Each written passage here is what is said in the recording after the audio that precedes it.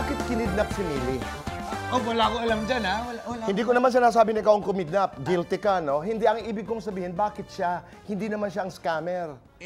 Baka naman merong ibang pinagdadaanan yun. Pero wala akong alam Ano doon. pinagdadaanan? Ikaw ang scammer dyan, eh. Sigurado kung may kinalaman ka sa pagkakidnap kay Millie. Bakit nga siya kinidnap? Ano ba? Baka kasi hindi siya open-minded. Anong open-minded? Tumigil ka nga, ikaw nga dyan ang open-minded ka ba? Hindi. Pero biro talaga. May kinalaman ka ba sa pagkawala ni Millie? Sa totoo lang, wala. Wala akong alam dyan. Tanong natin dyan kay Mark. Wala akong makukuha sa'yo. Diyan ka nga muna. Magandang hapon. Pilipinas at buong mundo. Naitay, Kapuso, Perang po ng 20 minutes ang inyong hapon. Ako po si Boy and welcome to Fast Talk with Boy Abunda. Maraming salamat po sa lahat ng mga nanonood sa ating live stream channel sa Facebook at YouTube. At sa lahat ng mga nakikinig sa Dizzy Double B, maraming salamat po. Ang ating bisita po ngayong hapon, Joros Gamboa. Kumusta ka? Ay, ito boy. Oo. Ako'y natutuwa tayo, nagkasalubong muli. At natutuwa ako dito sa ano ninyo, ha? Parang minamadali ko kayo dito sa Basta Tinora. Oo, wala tayong magawa. Pero maraming salamat, congratulations. Yes. Dahil ikay bahagi ng, ano ba ang mga palabas na aming dapat abangan kay Joros Gamboa? Ay, syempre, ito, kakapanood lang natin ang The Missing Husband.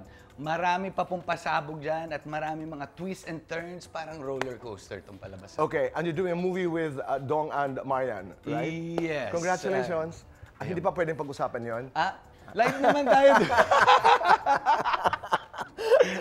Okay. Alam niyo po, si Joros, nagsimula ho ito dahil sa Star Circle Quest sa kabila. Dahil, how old were you then?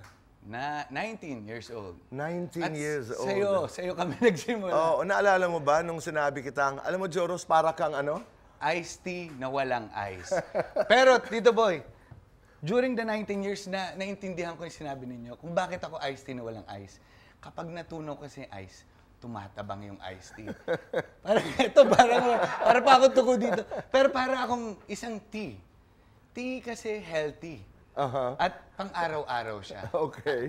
Nakakagising siya. Pero alam mo, sa seryosong usapan, importante ito sa industriya na it's not enough to be just a tea.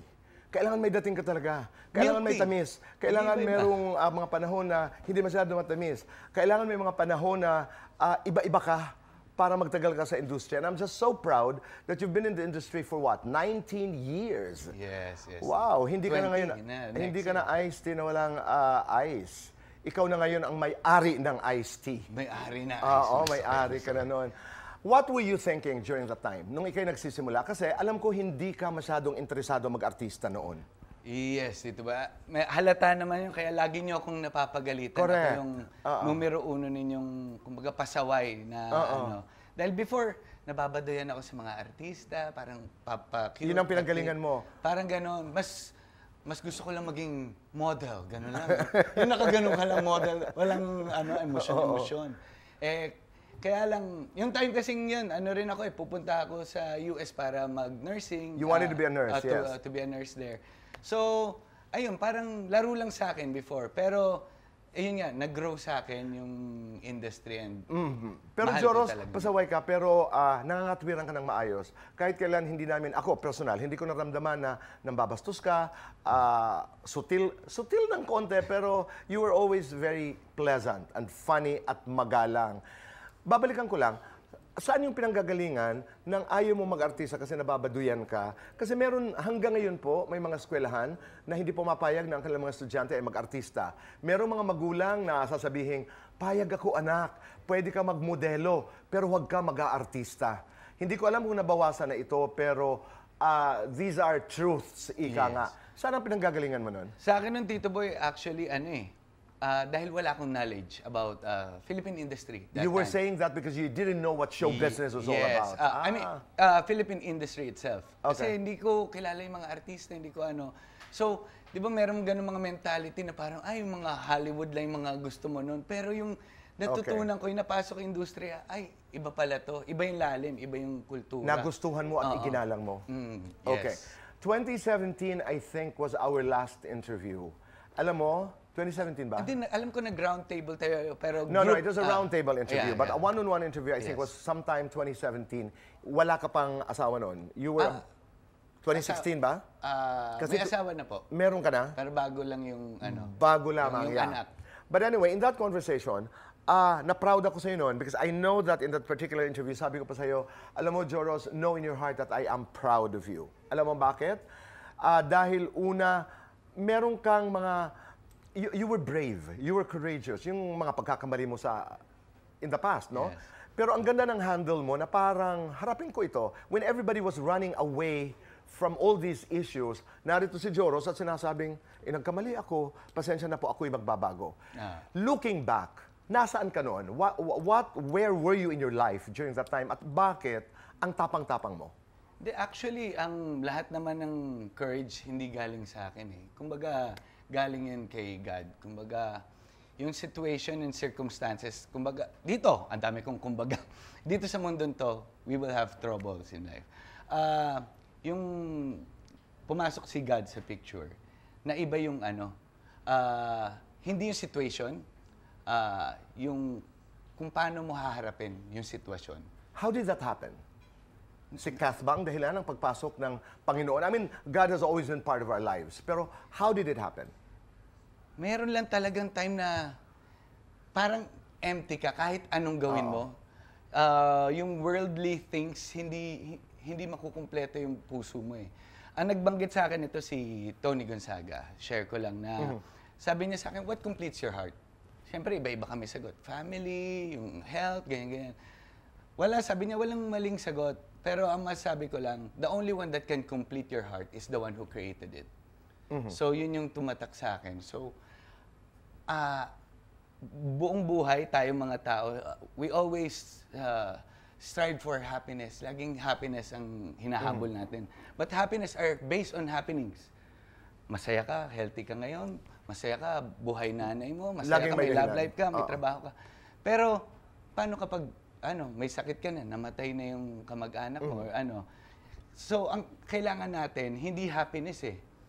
Joy. Joy is from within. Right. And joy, yung true joy is nakukuha natin sa Panginoon. Which is hindi kayang baguhin ng circumstances and situations. Ngayon that you've been consistent in your life, pag may dumadating na mga panghihina, temptasyon, anong ginagawa mo? Dati kasi nilalabanan yung temptasyon eh. Pero hindi pala dapat ganun. Dapat tinatakbuhan. Dahil dati kapag may mga... Palayo. Oo, palayo. Hindi Kasi palapit. baka naman tumakbo kang palapit. Oo. Anong ibig ganun. sabihin ng, what was that, ang temptasyon ay nilalabanan? Hindi nilalabanan, tinatakbuhan. Ilalayo. Ah, Kumbaga, okay. kapag wag ka na pumunta doon sa situation, kasi parang downhill lang yan eh. Nandito pa lang, pigilan mo na. Dahil kapag nandito na yung sa gitna, pababa, mahirap na pigilan yan. Right, oo. At saka napakaganda nun. And kumusta ang buhay? How are you doing today? Very good. Dahil talagang ko sa family ko. Devoted to your two kids, no? Ang nadiscover ko kasi sa buhay natin, yung once na malaman mo na ang buhay natin ay hindi para sa atin, kundi para kay God. Kumbaga, you will be selfless. And once you're selfless, you start giving. And hindi na para sa'yo lahat ng ginagawa. And mas masarap pala yung pakiramdam ng ganun. Oo.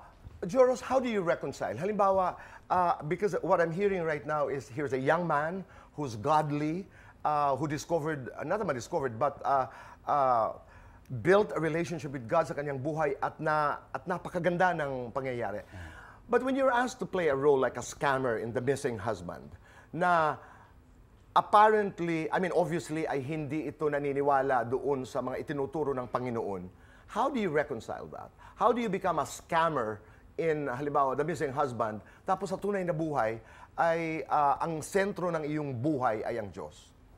Once alam mo naman yung what is right and wrong, iba naman yung sa buhay, iba yung real life. No, but as an actor, meron ka bang ginagawa na, you know, this is a role. Yeah. Because, you know, actors are not supposed to judge the roles. Yes, diba? of course. You know, hindi mo dapat hinuhusgahan. Pero wala kang pag-aagam-agam na parang, do I do this? Do I actually give space in my life and the life thoughts of a scammer? Yeah, of course, kailangan someone has to portray the bad guy. And sa isang palabas, ang importante, what is the message of the whole Ng show? pangkabuuan. Oo. Okay. Hindi yung per character and per Alright. scene. Sige, para mga parables lang yan na may message either sa isang eksena or as a whole. So yung ako bilang scammer, yung treatment ko rito kung paano yung mga scammer or syempre para rin sa mga manonood, ano ba yung mga palatandaan ng isang scammer. So, yun yung mga... Natanong ko lamang, kasi may mga artista who would say, I don't want to portray that role. It's against, my beliefs. I don't want to get into that role kasi labag yan sa aking paniniwala. That's not gonna happen to you. It depends with the whole. Kung ano ang mensahe ng kabuuan. Anong mensahe ng kabuuan. Okay. Alright, ito ang mensahe Fast Talk. Let's do this. We have 2 minutes to do this and our time begins now. Artista, basketballista. Basketballist. Bola, bolero. Bola. Papasok, palabas. Papasok. Maikli, mahaba. Mahaba. Matigas, malambot. Matigas. Pogi pa rin, matinik pa rin. Matinik. Pinakamatigas sa parte ng katawan mo. Yung ilong. Pinaka-sexy na parte ng katawan mo. Yung lips. Oo, hindi. Kuripot. Hindi. Oo, hindi. Mabilis malasing. Hindi na. Oo, hindi. Matakaw sa tulog. Ngayon, oo. Oo, hindi. Takot kay misis. Hindi takot. Nire-respeto. Roxanne Ginoo, Sandara Park. BFF ko Sandara. Mas masakit, mas scam sa pera o mas scam sa pag-ibig? Mas scam sa pag-ibig. Mas masakit, mas scam ng kaibigan o mas scam ng kamag-anak? Mas scam ng kamag-anak at kaibigan. Depende kung gaano ka-close. Basta masakit, mas scam. Scammer, basher? Scammer. Dapat ginagawa ng mga scammer? Dapat, isipin nila yung kahihinatnan ng ini-scam nila. Dapat ginagawa ng mga basher? Ilabas nila yung tunay nilang profile picture. Magaling na artista o mabuting ama? Mabuting ama. Describe yourself as a father. Mabuting ama. As a husband. Naging mabuting asawa. Aral na gusto mong baunin ng mga anak mo. Mahalin nila ang magiging asawa. Advice to your 20-year-old self. Dapat ngayon pa lang na-meet mo na si God. Huli mong pinagdasal sa Diyos. Maging maganda ang usapan natin dito. Lights on, lights off. Lights on. Happiness, chocolates. Happiness. Alam ko, happiness ka rin. Best time for happiness. After marriage. Complete this. Open-minded ako, kaya... Open-minded ako, kaya dapat mag-ingat ako. Okay. Sa ating pagbabalik ay Joros purchased kasi sa scammer, di ba? Dito sa The Missing Husband. Pero ang kwento, sa tunay na buhay na scam ka, hindi lang ikaw, pati ang mga magulang mo. I need to know that story. Sigurado ako, Naitay, Kapuso, interesado tayo sa kwentong yan. Pangalawa, sabi mo, hindi lamang sa pera na i-scam ka. Meron ding scam sa buhay at sa pag-ibig. Ano-ano ito, malalaman na ho natin. Sa pagbabalik ng Fast Talk with Boy Abunda.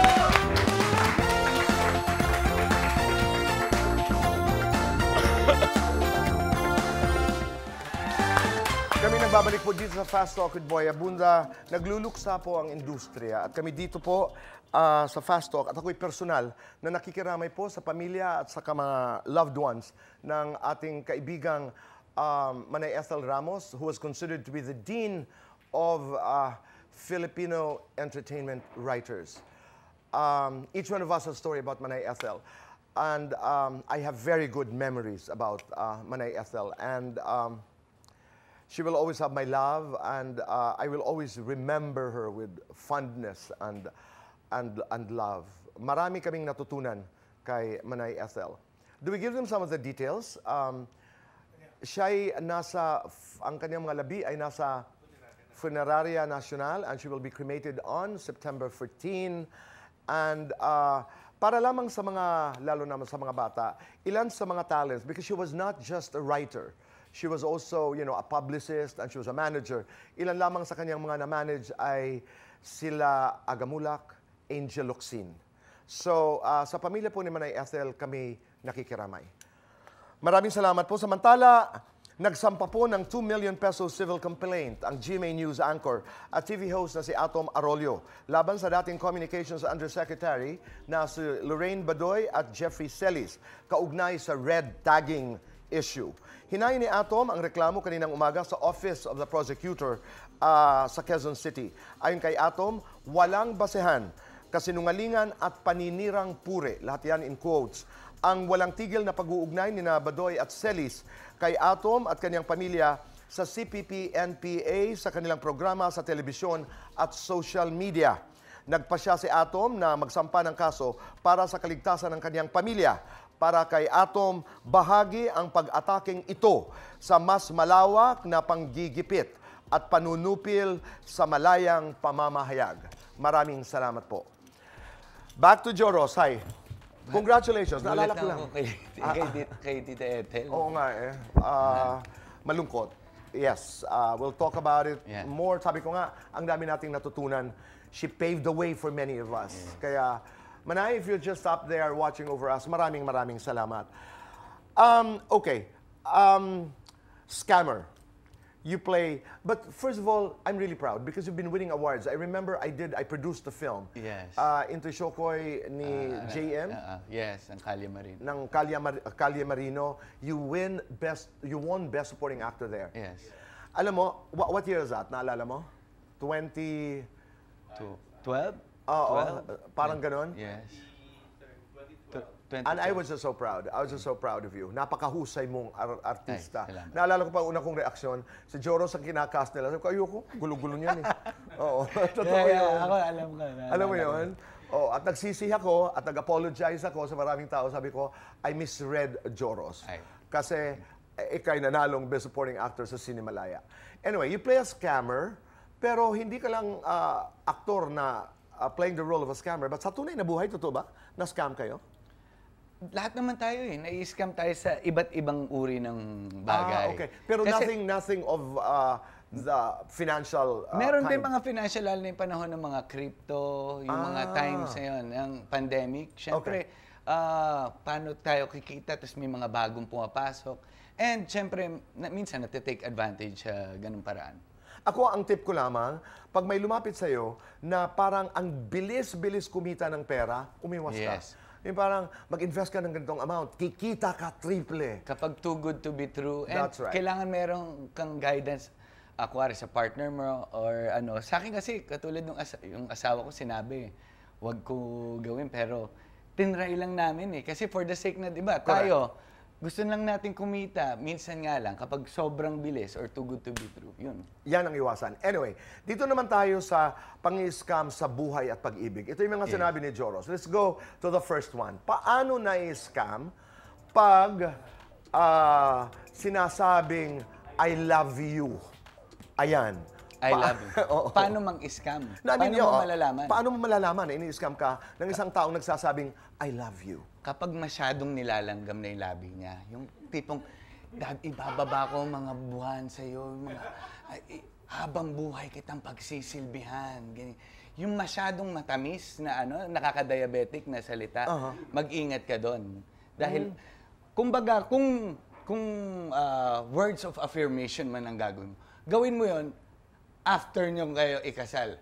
Araw-araw hanggang sa mabuhay kayo. So mag-iingat pag merong I love you mula sa mga mag-iingat. Narito po ang pangalawa.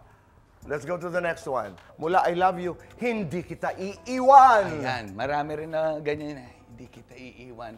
Kasama mo ko hanggang sa dulo ng mundo. Yung kapag masyadong matatamis na naman, hindi, kailangan walk the talk na lang eh. Kumbaga, hindi ka puro... Sandali, ba't alam na alam mo to? Uma-acting lang ako. Hindi, pero totoo yan. Yung pag sumusobra na doon, hindi kita iiwan sa hirap at ginawa. Kasi dito ba meron kasi, di ba 5 love language? Yes, oo. Minsan kasi masyado nilang inaano yung words of ano. Let's go to the third one para matapos ang natin. Okay, malapit na ako. Ayan, marami nabibiktima dyan, lalo na yung mga kabataan. Ganyan. Hello? On the way na ako. Sa jeep na ako. Sige. Nagme-medyas pa lang. Oo. So, marami kasi. Pang-scam yan. Sinasabi mo, kausap mo sa phone, sinasabi mo ahead kung nasan ka. Okay, yung huli. Tingnan natin. Pasisikatin kita. Ayan, marami sa industriya natin. Oo. O halimbawa, ako talent. Marunong ho ako kumanta, tapos marunong ho ako sumayaw. Gusto mo bang sumikat? Opo. Tinitilian ka? Opo. Wala kang kailangan gawin. Ako nang bahala magpasikat sa'yo. Boses mo palang nakakatakot. Pero mag-iingat. Ako manager po. Pag may lumapit sa'yo at nagsabing, pasisikatin kita, mag-isip ka. Joros, maraming salamat. The Missing Husband. Suportahan po natin si Joros at Naitay Kapuso. Maraming salamat po sa inyong pagpapatuloy sa amin araw-araw sa inyong mga puso at tahanan. Let's talk again tomorrow. Make your nanays and tatays proud. Goodbye for now and God bless.